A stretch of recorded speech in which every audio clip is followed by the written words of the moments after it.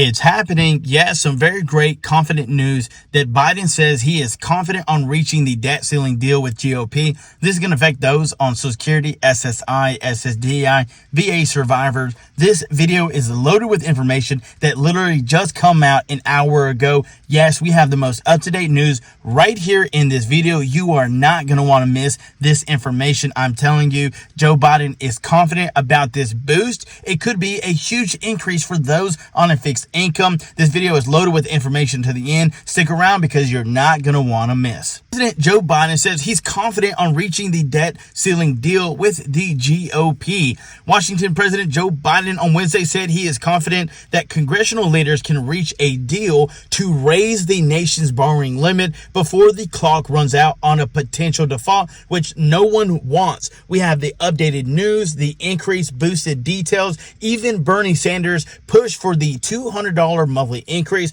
All the details right here in this video. But real fast, thank you so much for tuning in. We couldn't do it without you. Your love and support means the world. Thank you guys for all that you do. If you want a chance to win a free $25 Amazon gift card, make sure to hit that subscribe button and join the family for a chance to win. If you appreciate this news, make sure to smash that like button. With all that being said, let's dive into the news. President Joe Biden said, "I'm confident that we will get an agreement on the budget."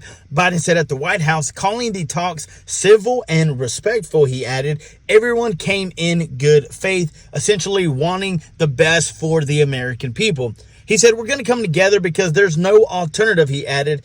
"Every leader in the room understands the consequences of failure, which would be detrimental to those on a fixed income. You depend on that financial monthly check from the government, and if they were cut in any way, it would hurt you financially really, really bad." And this is where they understand that if we don't do something now and put our differences aside, which is something I've been saying for months, if not a year now, is that 8 million people could lose their job. That's how bad it would hurt our economy. That's how bad it would hit the United States. A recession would definitely happen. Our economies would sink. And they reported that if we went into default, that over 8 million people would lose their jobs. So it cannot happen. Biden insisted he was not negotiating to raise the debt ceiling and said the talks were about spending. Again, the Republicans, they offered their advice saying, number one, our priorities got to be Social Security,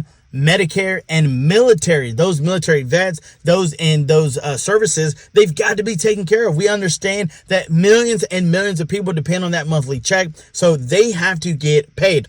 Vice President Kamala Harris is expected to hold an on-camera briefing Thursday, which is tomorrow, around lunchtime, to provide the nation with the status update on preventing a default. We're going to be watching it heavily to make sure that we're keeping you updated on all the news that is actually happening.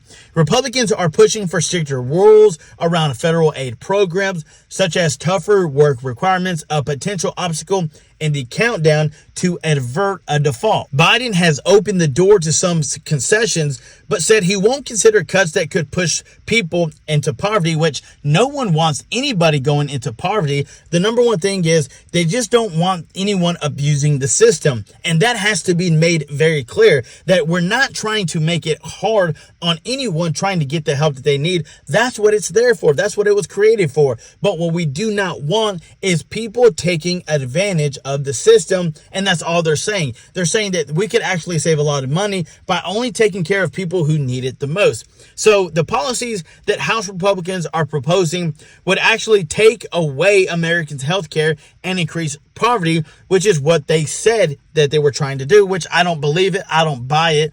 Because outrightly, if you were to say it in front of the Republicans, they would deny it instantly, saying, no. Don't take what we're saying and twist it. And I have a problem when anyone tries to twist what they're saying. If they're saying we need to actually make sure that we're taking care of people who need help, don't twist it like we're not trying to help people and they're not trying to take care of people. It's understanding that, yes, if you need help, you get help. But if you don't need help, then why abuse the system? And so I hope that they continue to fight against these things to make sure everything is done right. Negotiations have grown more urgent decision as Biden heads to meet with a group of 7 allies. Now, President Biden has went on a trip, and he's going to be meeting with them, the allies, in the time that the United States needs him the most. I find it very odd that the number one guy, the president of the United States, will not be here to find out a resolution to get this resolved. I just don't understand it. I don't, for the life of me, understand why he would leave at such a crucial time as this. So many people are left waiting in the balance to make sure that they actually get paid. And why isn't President Biden taking it more seriously? I understand planned trips. I understand that he was going to go visit the allies and have a meeting. But number one, who comes first? Them or the American people? Them or the United States? So this is where we've got to come together as one nation and do everything we can to help the United States. We've got to do everything we can to put the right people in the right position, so that way the American people are taken care of. But guys, I want to thank you so much for watching. Your love and support means the world. We couldn't do it without you. Don't forget to join the family for a chance to win. And until next time, I'm John Miro. Peace.